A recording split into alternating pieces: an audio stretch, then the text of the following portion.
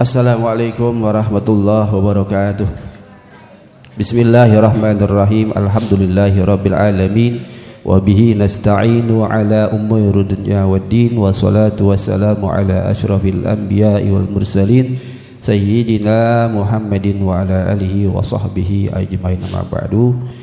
Yang sama-sama kita hormati para asatiz, di antaranya guru kita Ustadz Ma'ruf, Ustadz Dwi, Ustadz Sahibul Majlis, Al-Ustadz Husni, dan juga yang kami cintai para tolabah Manbaul Irfan, ya, yang dirahmati Allah Subhanahu wa taala. Alhamdulillah, puji dan syukur kita sama-sama panjatkan kehadirat Allah Subhanahu wa taala yang telah memberikan kepada kita senantiasa nikmat sehat walafiat, nikmat panjang umur serta nikmat Islam dan iman, sehingga dengan nikmat tersebut kita masih dapat melangkahkan kaki kita untuk thalabul ilmi, untuk menuntut ilmunya Allah Subhanahu wa taala. Mudah-mudahan langkah kita dari rumah ke tempat ini akan menjadi satu amalan buat kita nanti, sebagai bekal kita nanti menghadap Allah Subhanahu wa taala. Dan mudah-mudahan langkah kita akan menjadi saksi dan akan menjadi kafarah, penghapus daripada dosa-dosa kita. Amin ya rabbal alamin. Mudah-mudahan langkah kita juga dari rumah ke sini tidak lain adalah langkah kita untuk menuju surganya Allah Subhanahu wa taala. Man salaka tariqan yaltamisu fihi ilman sahalallahu lahu tariqan ila jannah, tariqan ila jannah. Allah mudahkan kaki kita untuk menuju jalan surga Allah Subhanahu wa taala. Hadirin sekalian yang berbahagia, bahwa malam ini malam Jumat kita mungkin terakhir, bukan berarti terakhir selamanya, karena kita akan menjelang liburan, liburan semesteran, semester genap, yaitu kita biasa di sekolah umum libur, di pengajian juga di sini libur. Jadi ketemunya lagi nanti malam Jumat depan tanggal 15. Tanggal 9 Juli. Jadi hari ini kita, besok nih Jumat besok udah libur. Ketemu lagi bulan Juli tanggal 9. 9 ingatin tuh kita sudah masuk seperti biasa.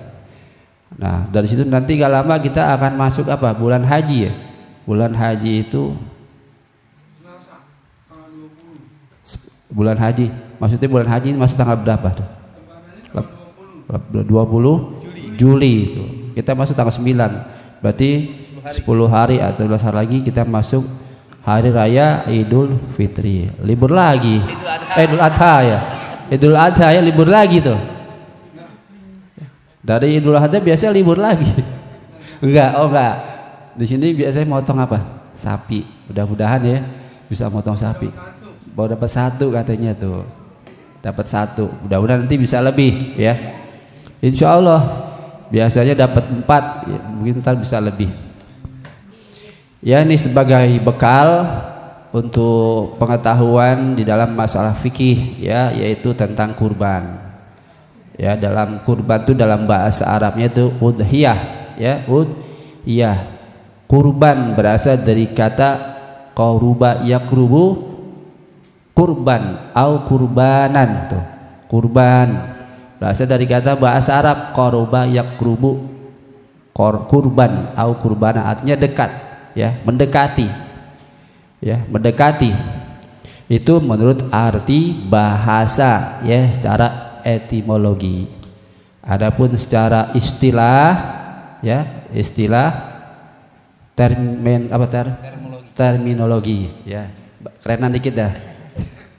Terminologi menurut arti istilah apa itu kurban? Udhiyah itu satu nama, ismun lima yuzbahu yauma Idul Nahri atau Idul Adha. Tujuannya untuk apa? Taqarruban ilallah, ya, taqarruban ilallah. Jadi menurut istilah kurban itu suatu nama yang dipakai, ya, digunakan, ya, untuk menyembelih daripada binatang ternak, ya, binatang ternak. Tapi binatang ternaknya tertentu nih, enggak semua binatang ternak ya boleh korbankan. Kan ayam binatang ternak, burung ya binatang ternak juga tuh, angsa, bebek. Tapi enggak semuanya binatang ternak itu boleh dikurbankan. Nanti ada ketentuannya, ya, dalam ilmu fikih nanti ada ketentuannya. Nah, itu arti kurban. Jadi suatu nama yang dipakai untuk menyembelih, ya, digunakan satu nama, ya, 5 bagi apa yang disembelih pada hari raya Idul Adha, yaitu tanggal 10 Zulhijjah.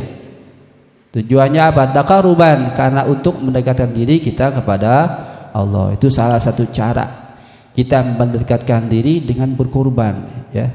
Bagi siapa itu?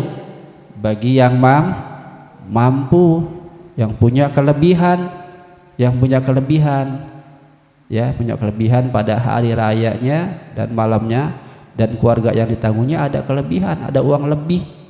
Wah, ini ada simpenan nih, uang lebih, kumpulin sampai setahun, wah, cukup buat beli apa nih?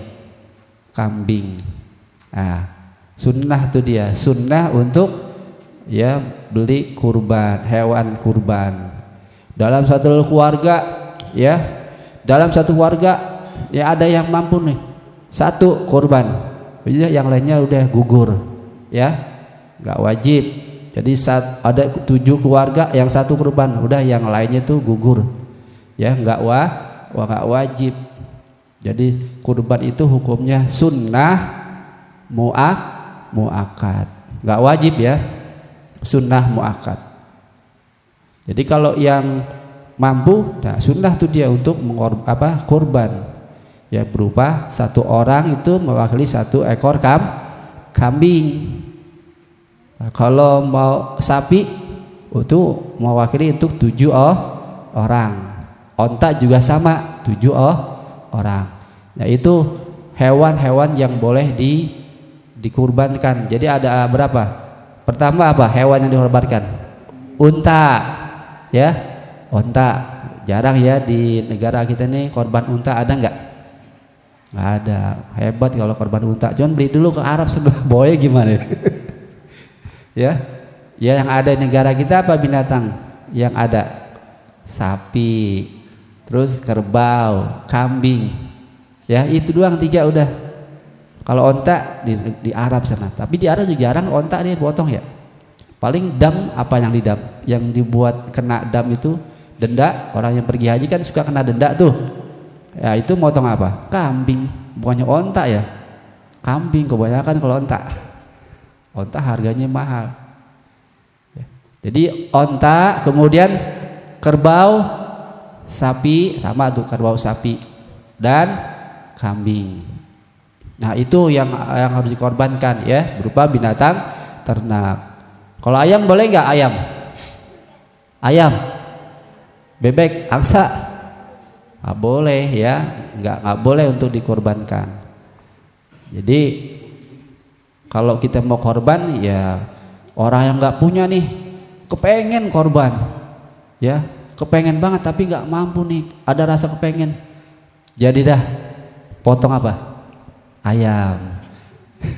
Boleh nggak? Yang namanya korban, boleh aja potong ayam. Terus diapain tuh? Kalau udah mateng, jangan dimakan sendiri, bagiin yang kerja nih, apa, lagi motong kambing nih, sapi dipotong. Itu kan habis motong korban kan capek tuh, ya.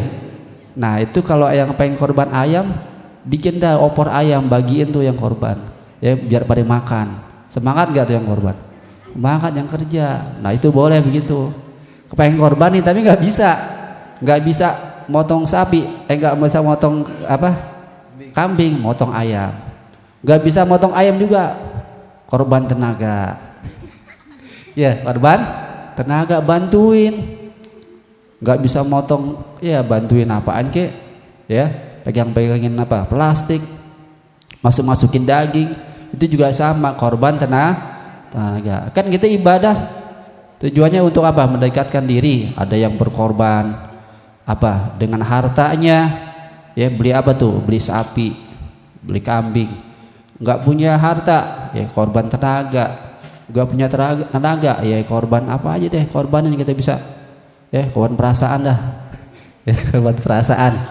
Ya udah, pokoknya tujuannya lillah, niat korban. Kita apa sebisa kita bantu, itu juga korban, namanya korban tenaga.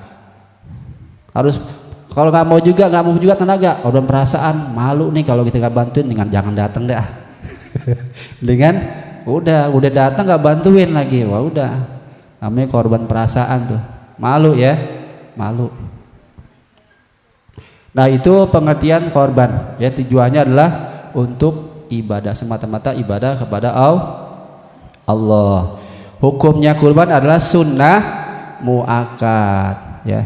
Nah terus bagi yang kurban, ya bagi yang kurban tuh, ya, bagi yang kurban, ya sebelum dia motong apa tuh, semotong kurbannya itu jangan apa? Jangan dia gunting rambut dulu, gunting kuku, ya. Sebab itu makruh, ya makruh, nggak diharamkan, makruh. Tunggu dulu ya, karena itu meliputi pengampunan dosa dia, ya, pembebasan dia dari api neraka. Dan kalau yang korbannya laki, ini orang laki korban nih, sunnah dia motong sendiri kalau bisa. Kalau kita korban nih, kalau bisa motong sendiri. Ya, kalau nggak bisa diwakilin, ya diwakilin. Kalau yang perempuan, korban yang perempuan, atas nama perempuan nih korban, kan nggak bisa tuh orang perempuan motong sapi, bisa nggak? Kalau nggak bisa nggak apa-apa motong sapi, bisa nggak?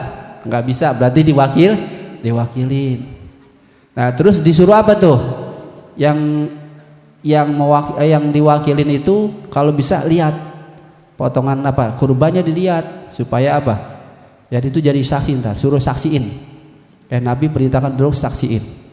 Ya sebelum darahnya jatuh ke mana? Ke tanah itu udah dibawa ke surga. Oh, dia dibawa dulu tuh. Ya, makanya disuruh saksiin. Ya, itu hitungan helai rambutnya itu, bulunya itu berapa? Hitung dah. Itu pahala untuk orang yang kurban tuh. Sebanyak rambut atau bulu yang ada di kambing atau sapi. Sapi jarang ada bulunya, ada gak? Kulitnya doang. Gak ada bulunya kalau sapi. Ada kambing, ya domba. Domba tuh paling afdol tuh kalau mau korban, domba, ya. Domba tuh karena dagingnya banyak, bulunya banyak, tanduknya bagus. Ya kalau yang kambing kacang itu kambing Jawa, ya. Itu sih ya kurang, tapi bukannya nggak boleh kurang afdol. Ya. Dari warna juga ada warna yang paling afdol, ya warna tuh dari putih terus kemudian warna kuning, ada gak warna kuning? Jarang ada kuning karena udah kena apa tuh, kena kencing. Kan ada ya kambing bulunya warnanya kuning, jarang lihat ya. Ada tuh kuning, coklat. Ada lagi campur hitam putih, ada tuh hitam putih kayak sapi. Kambing kayak sapi ada gak? Ada, warnanya hitam sama putih kayak sapi warnanya. Ya. Itu yang afdal warna putih, terus kuning, coklat, hitam putih. Terus terakhir warna apa tuh? Hitam. Kayak hitam. Tapi yang bagus putih tuh. Ya, jadi kalau nggak ada, jangan nyari-nyari deh ya. Yang ada aja. Yang penting beli kambing gitu. Dan ingat kalau ditanya, kalau mau kurban, ditanya, ente mau kemana? Ke pasar, mau beli apaan? Ane mau beli kambing buat kurban. itu jadi jatuh hukumnya nazar, itu jadi wajib. Ya, jadi wajib. Kalau ditanya, "Ane mau ke Lenteng Agung atau mau ke mana nih?" Ke Pasar Minggu. Yang ada kambing di mana yang banyak? Oh, di Menteng atau di Pancoran. Pancoran banyak tuh tukang kambing. Ya, beli itu kambing. Ditanya, jadi kalau pergi ke mau beli kambing, ditanya jangan mau beli kambing buat kurban. Jadi jatuhnya wajib. Kalau kurban wajib, kurban nazar itu nggak boleh kita makan dagingnya, nggak boleh tuh ya, nggak boleh makan dagingnya tuh kalau kurban nazar ya, kurban wajib ya. Jadi hati-hati tuh, banyak orang yang nggak tahu, baik orang nggak tahu maupun tahu, dia bilang saya mau beli kambing buat korban. Nah itu jadi wajib hukumnya. Jadi gimana bilangnya? Saya mau beli kambing buat sunnah kurban. Nah itu jadi nggak kena nazar ya, nggak kena wajib tuh.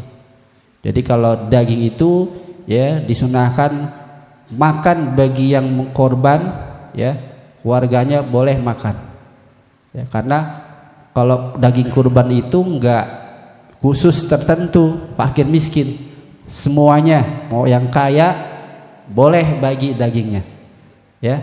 Orang kaya nyicipin daging kurban boleh nggak? Boleh, bagi umum. Kalau daging kurban itu dibagikan umum, siapa aja boleh. Tapi kalau orang non muslim boleh nggak? Kita bagi nih daging kurban buat orang muslim, non muslim nih, ada tangga kita orang Cina misalnya atau orang Kristen, kita bagi, boleh nggak?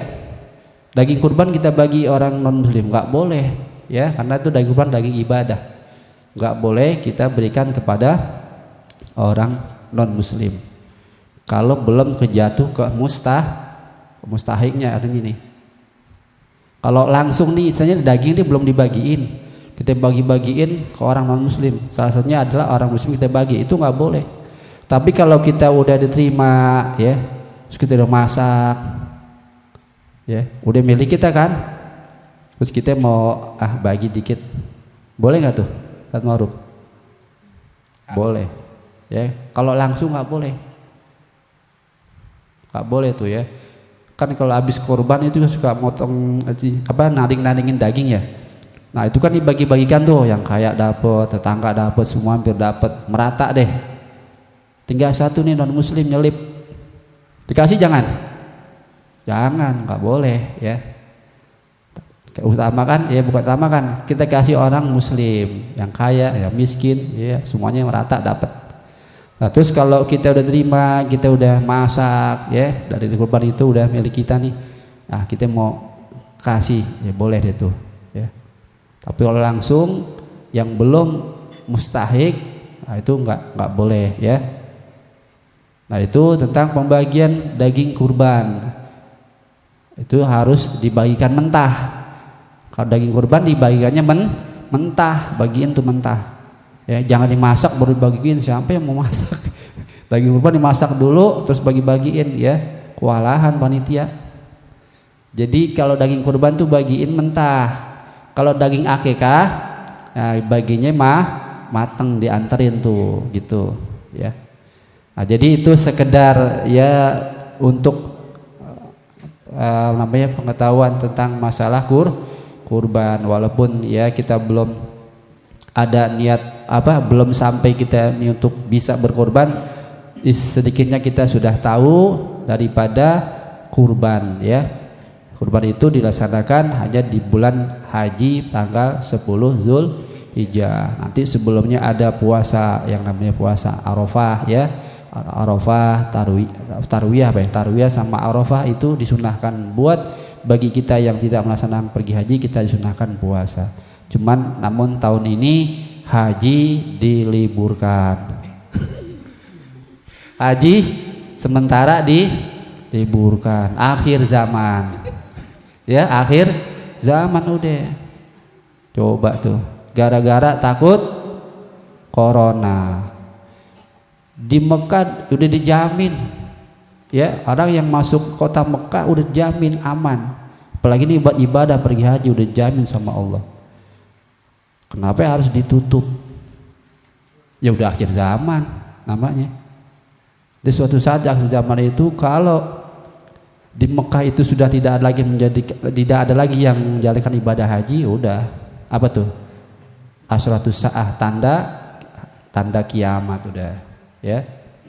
Itu hanya tanda. Kiamatnya kapan? Wallahu nggak tahu siapa kita yang tahu terjadi hari kiamat. Itu hanya sekedar tanda. Ini udah ada tanda. Coba berapa udah 2 tahun ya haji. Udah gitu dana haji dipakai lagi. Dana haji dipakai, masya Allah. Buat apa? Buat jalan layang, buat jalan tol itu. Sekarang tuh jalan di apa itu? Diinjak-injak yang mobil. Tuh duit haji itu. Buat apa namanya istilah itu? Buat infrastruktur. Waduh. Ya, berapa triliun itu dana haji? Kemarin guru kita ini mau berangkat tahun 2020 kagak jadi. Ya, kenapa? Duitnya dipakai. 2020 belum jalan, 2021 tuh. Sekarang di 2021 kagak berangkat. Gimana yang baru daftar? Nungguin kapan? 10 tahun lagi. Wallahu a'lam deh. Haji tahu berangkat atau kagak. Ini zaman udah kacau ini. Ya. Makanya kalian jangan jauh dari agama, ya, deketin ulama. Kita doakan negara kita, ya, negara kita ini ya mudah-mudahan Allah pelihara ya negara kita daripada di tangan pemimpin orang-orang yang zalim, supaya ya pemimpin kita ini biar diberikan taufik hidayah ya untuk ya negara kita, terutama umat Islam ini yang sedang lagi yang sedang lagi diobok-obok ajarannya, ya, baik itu akhlaknya dan semuanya yang ingin memecah belah daripada persatuan umat Islam. Ini sudah banyak ya, makanya kita minta kita jauh-jauh, jangan jauh dari ulama, kita bersatu, kita nuntut ilmu supaya kita paham ngerti ya mana yang baik, mana yang buruk, supaya Allah kasih petunjuk gitu. Kalau kita jauh-jauh dari ulama, kita nggak ada yang bisa menuntut nanti mana jalan yang benar, mana jalan yang salah ya. Sekitar itu saja, mudah-mudahan apa yang kita sampaikan ada manfaatnya. Wabillahi taufiq wal hidayah. Wassalamualaikum warahmatullahi wabarakatuh.